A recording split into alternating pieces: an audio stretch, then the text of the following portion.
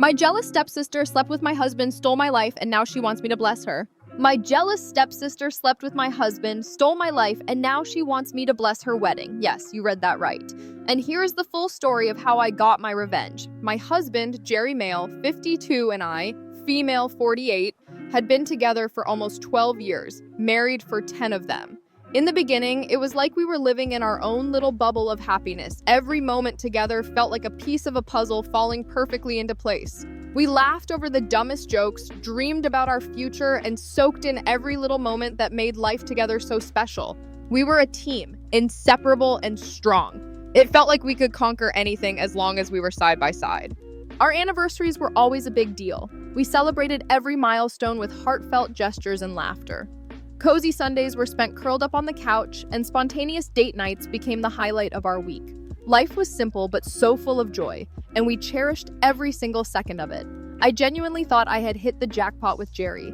He was my best friend and the love of my life. But life has a way of throwing curveballs when you least expect it. Slowly, things started to change. At first, it was subtle, barely noticeable. Date nights felt a little less exciting, and the easy laughter we used to share was replaced by this awkward tension I couldn't quite put my finger on. I started noticing that Jerry was spending more and more time glued to his phone, and when I would ask him about it, he would brush it off like it was nothing. Our once carefree conversations began to feel strained. It was like he was present physically, but his mind was miles away. The intimacy we had, those little moments that made our relationship special, was fading, replaced by this growing distance that felt impossible to bridge. I tried to convince myself that it was just a phase, but deep down, I couldn't shake the nagging feeling that something was terribly wrong. Then the late-night phone calls started, mysterious messages that he would quickly hide or ignore, saying they were just work-related. I wanted to believe him. God, I wanted to believe him so badly. But my gut was screaming at me that this was more than just paranoia. I started to suspect the unthinkable. Jerry might be having an affair. Every fiber of my being hoped I was wrong, but I knew I had to find out the truth. One Friday evening, I decided to surprise him with a dinner date. I thought maybe we just needed to reconnect, to remind ourselves of the love we once shared. I was so excited. I even put on his favorite dress and headed to his office, envisioning a night that could reignite the spark between us. But as I waited in the parking lot, I received a message from him saying he was swamped with work and would be staying late. I sighed, disappointed but understanding. I was about to leave when something stopped me. Call it intuition or curiosity, but I decided to wait a little longer. And that was when I saw him. Jerry walked out of the office building, not looking stressed or tired, but relaxed. He got into his car and drove off, completely unaware that I was watching. My heart was pounding as I decided to follow him. I told myself it was probably nothing, that I was overreacting, but a part of me already knew I was about to uncover something that would change everything. I followed him to a bar across town. My chest tightened as I watched him walk in. Why would he lie about working late to go to a bar? My mind raced with possibilities, but none of them prepared me for what I was about to see. I parked a few spots away and walked in as discreetly as possible. And there he was, sitting at a table, smiling warmly. Across from him sat a woman with her back turned to me. At first, I felt a wave of relief. Maybe it was just a work thing after all. But then the woman turned her head and my world came crashing down. It was Karen, my stepsister Karen. I felt like the air had been sucked out of my lungs. My legs wobbled and I had to steady myself against the wall to keep from collapsing. Karen and Jerry were sitting there, holding hands like some lovesick teenagers. They laughed and gazed at each other like I never existed. Like our marriage was some distant memory. I felt sick to my stomach. The betrayal was so overwhelming that I thought I might actually throw up right there in the bar. I watched them for what felt like an eternity, paralyzed by a mix of anger, heartbreak, and disbelief. How could they do this to me?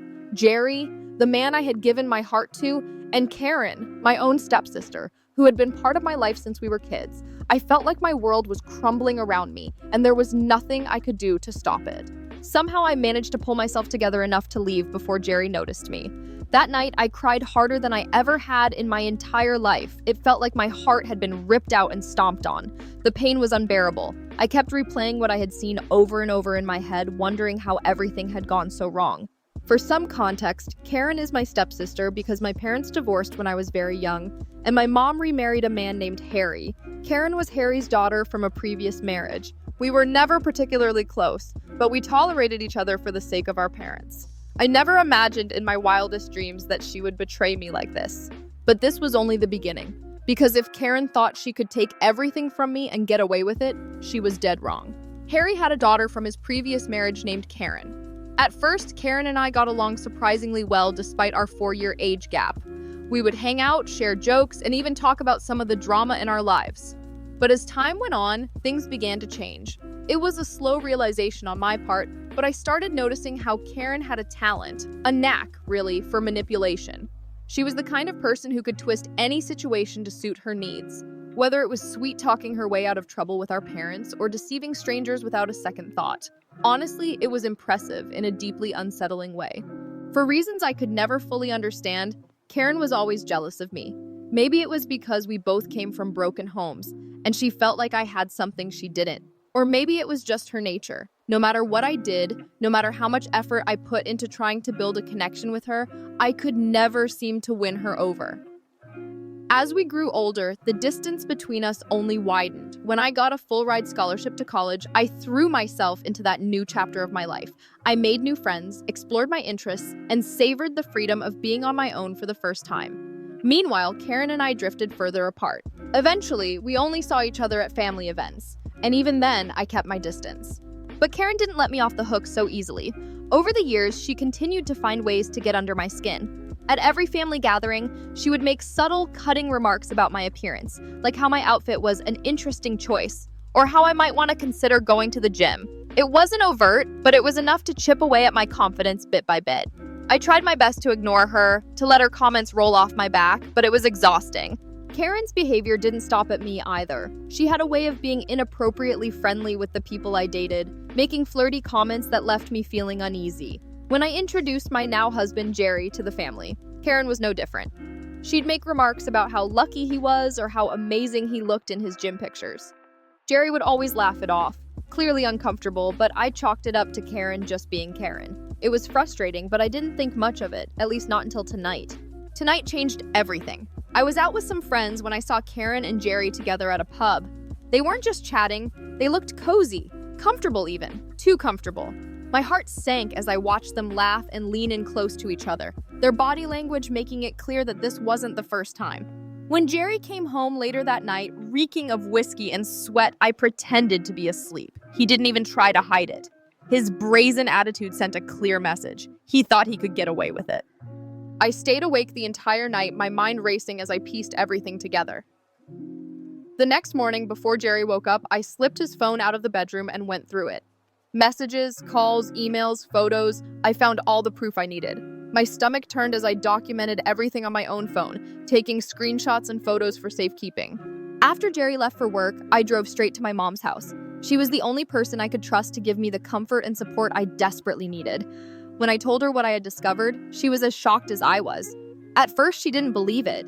How could she? Karen had always been like a daughter to her. But when I showed her the evidence, her shock turned to outrage. She couldn't understand how Karen, who she had loved and cared for, could do something so cruel.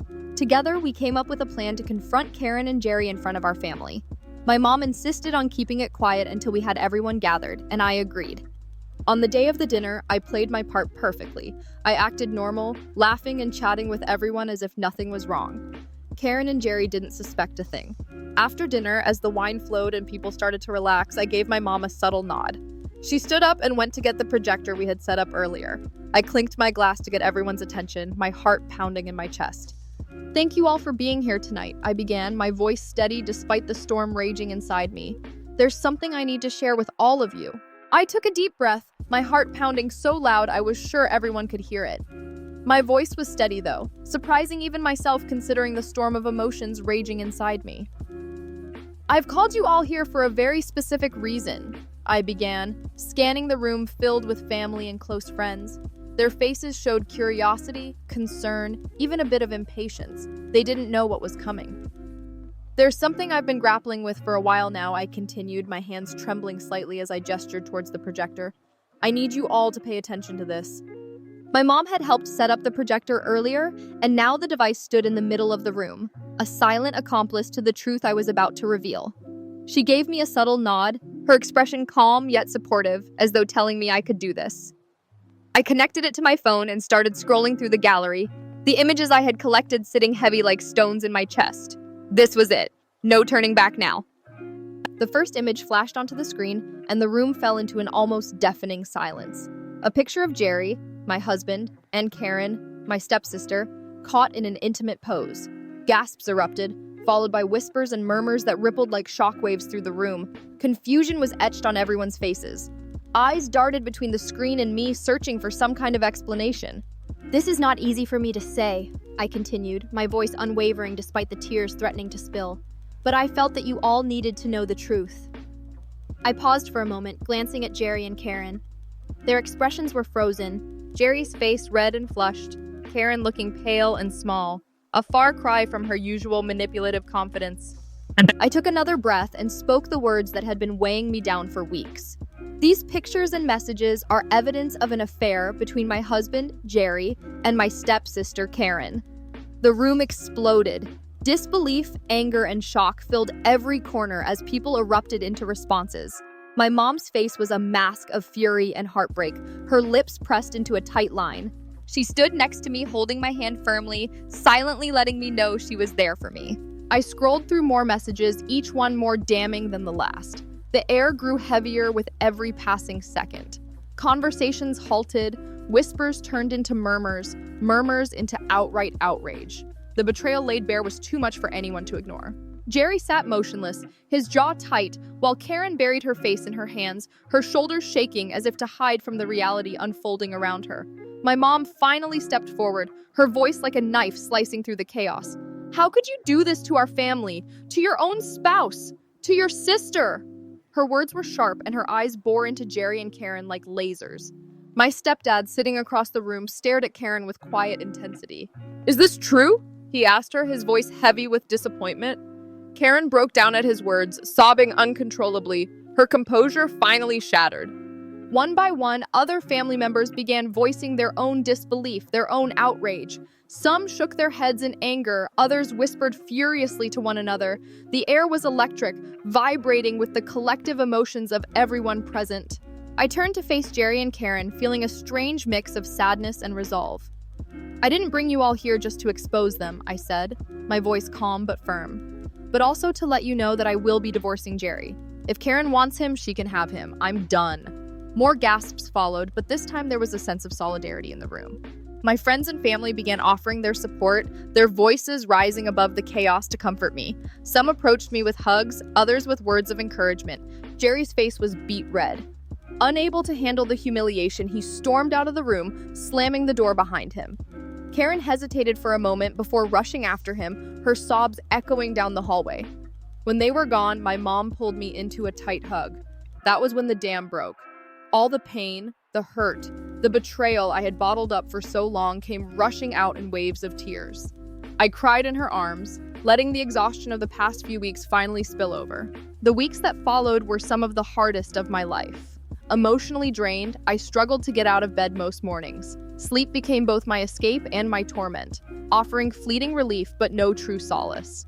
The divorce process was grueling, but I knew I couldn't stay tethered to Jerry any longer. After months of back-and-forth legal proceedings, the court finally granted the divorce 2 days ago. It felt like the weight of the world had been lifted off my shoulders. My mom and I spent the day celebrating in the simplest way, shopping for little things and eating ice cream at our favorite spot. For the first time in what felt like forever, I felt free. Free from the lies, free from the betrayal, free to finally start living for myself. That evening started like any other.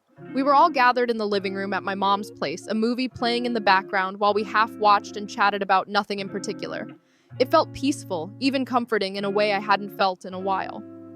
Then, out of nowhere, my stepdad walked in, and the look on his face immediately killed the mood. He wasn't just upset. He looked downright worried, like someone had told him the house was about to collapse.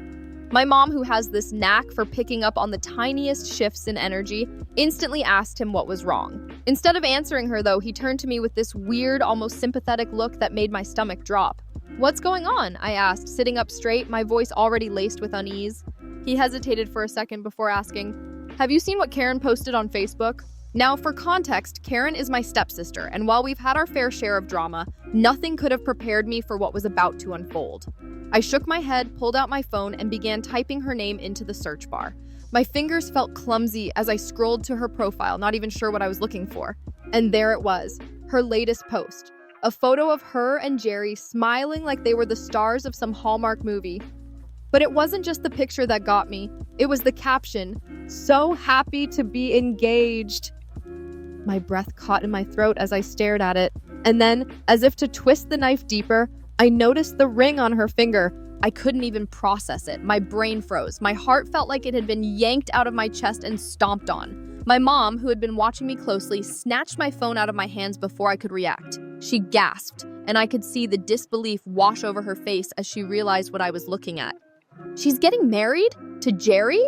she asked, her voice rising with a mix of shock and anger.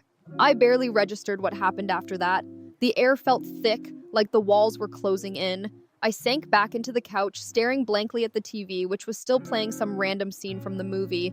My mom tried to comfort me, but I couldn't even hear her properly. It was like my mind was drowning in a whirlpool of emotions: betrayal, anger, disbelief. Then, as if the universe hadn't already done enough damage, my stepdad's phone started ringing. It was Karen. Of course it was Karen. She was probably calling to gush about her engagement, blissfully unaware of the emotional grenade she had just dropped on me.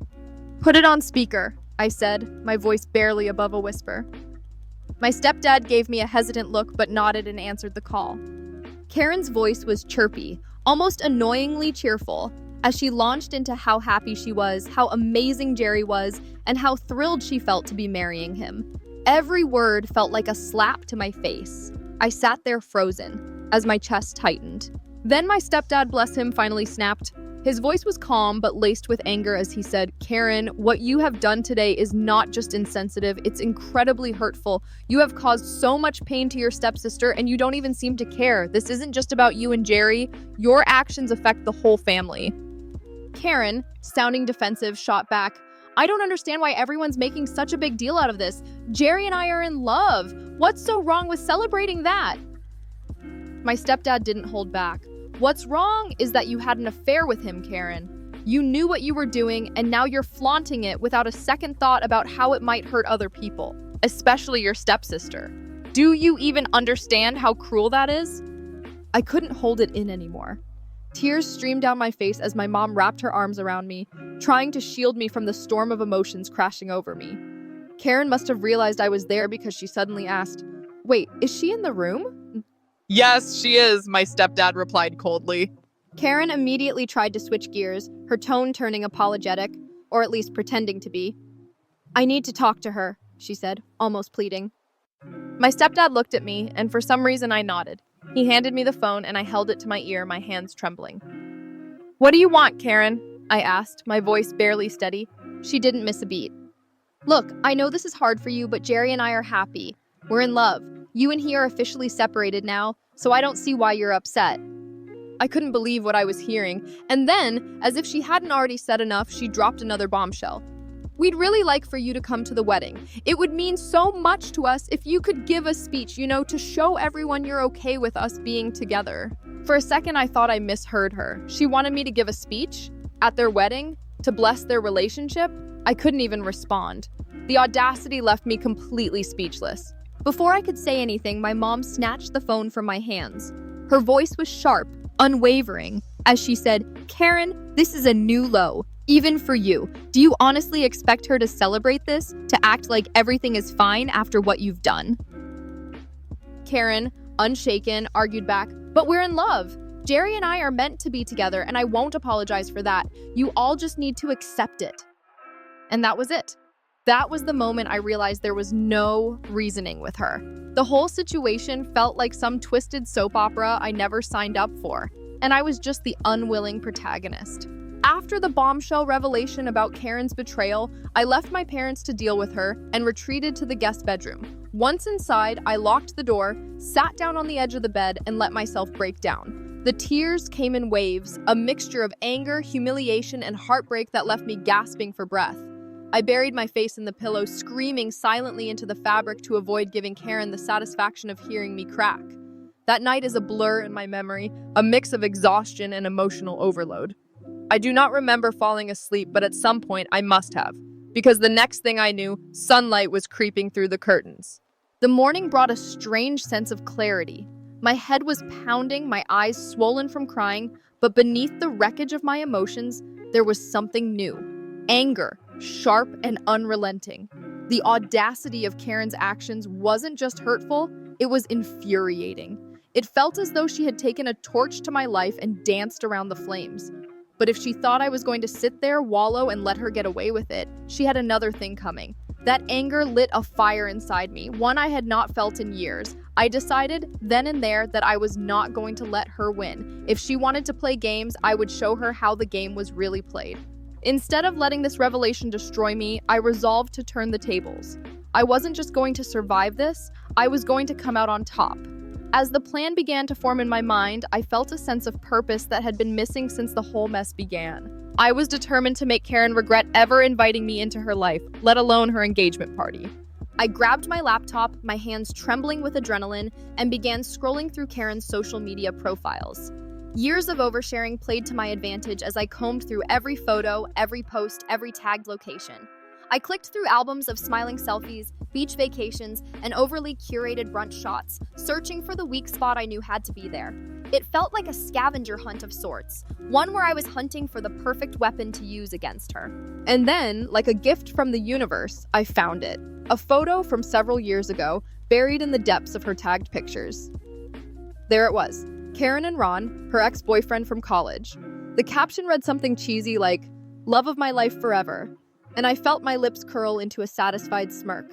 I remembered Ron, how Karen had once bragged endlessly about their passionate, dramatic relationship, how she had cried for weeks after their messy breakup. And then, of course, the tattoo. Karen had literally tattooed Ron's name on her body. It was the kind of breakup that left scars, emotional and, in her case, physical. The plan crystallized in my mind almost too perfectly. I closed my laptop with a decisive snap and went to find my parents. I needed to pitch my idea, and for this to work, I needed at least one of them on board. Over coffee at the kitchen table, I laid it all out. I told them that I would be attending Karen and Jerry's engagement party, but I wouldn't be going alone. No, I had a very special plus one in mind, Ron. As I spoke, I saw my mom's eyes widen in realization. For a moment, she looked torn, part of her wanting to intervene, part of her clearly relishing the poetic justice. My stepfather, on the other hand, was less impressed. "Is this really necessary?" he asked, rubbing his temples as though the drama was giving him a headache. "You're just going to escalate things. Do you really want to stoop to her level?" I'm not stooping to her level, I replied coolly. She went after my husband, I'm just returning the favor. My mom exchanged a glance with me, her expression unreadable. Finally, she gave me a subtle nod of approval. She understood. She knew this wasn't just about revenge, it was about reclaiming my dignity. So, Reddit, here I am. I have my plan, my accomplice. Ron is totally on board, by the way. And the engagement party is a week away. I'll admit, there's a part of me that feels like I might be pushing it too far, but at the same time, I can't shake the satisfaction I feel just imagining Karen's face when she sees us walk in together. Am I the a-hole for bringing her ex to the engagement party after she slept with my husband and decided to marry him? Or is this exactly the kind of justice she deserves? Update 1. 2 days since I last posted an update on my story, and honestly, I am still processing all the responses. First of all, thank you to everyone who took the time to comment. I did not expect so much support, and honestly, it caught me off guard to see how many people understand where I am coming from, even if my actions might come across as petty to some. I appreciate the validation though, because this situation has been anything but easy to navigate. I will admit, when all of this started, I had every intention of taking the high road. I wanted to be the bigger person and just let it go. But the more I saw Karen post engagement picture after engagement picture with Jerry on social media, the harder it became to stick to that mindset. Watching them flaunt their happiness while knowing what they did to me felt like a slap in the face every single time I opened my feed. Eventually, I realized that I could not sit idly by while they got to celebrate their happily ever after at my expense. That is when I decided to act. So here's what I did. I sent a friend request to Ron on Facebook. For context, Ron is Karen's ex, the one she dated for years before she moved on to Jerry. To my surprise, he accepted the request pretty quickly. I was not sure if he would even remember me, but when I messaged him to introduce myself properly, he responded. It felt a little surreal, but we started talking. I made sure to be upfront with him right away. I told him who I was, Karen's stepsister and Jerry's ex-wife. I did not want to beat around the bush or play games. I also told him exactly why I was reaching out to him, which was, of course, my plan to bring him as my +1 to Karen and Jerry's wedding. At first, Ron seemed a bit skeptical, which was understandable. I mean, it is not every day that someone you vaguely know reaches out to you with such a bizarre proposition. He asked me a lot of questions, mostly about my motives and what I was hoping to achieve by doing this. I laid it all out for him, the whole ugly truth. I told him how Karen had cheated with Jerry while Jerry was still my husband, how she had completely shattered my life, and how she and Jerry were now tying the knot as if nothing had happened. I explained that this was not just about revenge, but about making her understand, even for a moment, what it feels like to be betrayed and humiliated in front of the people you care about. I will not lie, there was a moment when I thought he was going to decline. But after hearing everything, Ron eventually agreed to go along with it. He admitted he was curious to see how it would all play out, and to be honest, I think he might have a bit of a score to settle with Karen as well. It is not my place to dig into his past with her, but let us just say I got the sense that he was not entirely over the way things ended between them. Now, here is where things stand. The wedding is in a few days, and I feel a strange mix of excitement and nerves. I cannot wait to see the looks on Karen and Jerry's faces when they realize who I brought as my date. That moment alone will be worth everything. My stepdad, however, would probably disapprove if he knew. The last time we talked, he strongly discouraged me from bringing Ron, saying it would just stir up unnecessary drama. But I have decided to keep this little detail to myself for now. It is not like I owe anyone an explanation, especially after what I have been through. So that is where I am at. Everything is in place, and now I just have to wait for the big day. I will be sure to post another update after the wedding. Stay tuned, this is going to be one for the books. Update 2. I would have shared this earlier, but life threw me a curveball and I needed time to process everything before putting it into words. But as promised, here is how things unfolded at Karen and Jerry's wedding. On the big day, I decided to face the chaos head on. I dressed in an outfit that screamed confidence, not for Karen or Jerry, but for myself. Ron, my chosen +1, accompanied me. We walked in together, arm in arm, turning heads. The moment Jerry caught sight of us, his jaw practically hit the floor. The recognition was instant. He knew exactly who Ron was. The tension in his expression was priceless, but we pretended not to notice and made our way to our seats with an air of practiced indifference. Jerry, however, was not one to let it slide. He approached me with his face twisted in barely contained anger and hissed, "Why would you bring him here?" I met his rage with a calm smile and replied, "Why not?" He had no choice but to return to the altar, his frustration evident in every step. When Karen made her entrance, the room stood to welcome her. Dressed in her bridal glory, she looked every bit the picture of triumph, until her eyes landed on me. At first, she gave me her signature victorious grin. But then she noticed Ron. Her smile faltered, and for a moment, she was frozen mid-step. My smirk deepened, and I could feel the weight of her confusion. Her eyes darted back and forth between me and him, trying to process the situation. My stepdad, escorting her down the aisle, gave her a nudge to keep moving, but it was as if she was rooted to the floor. The room buzzed with whispers, the tension mounting with every passing second.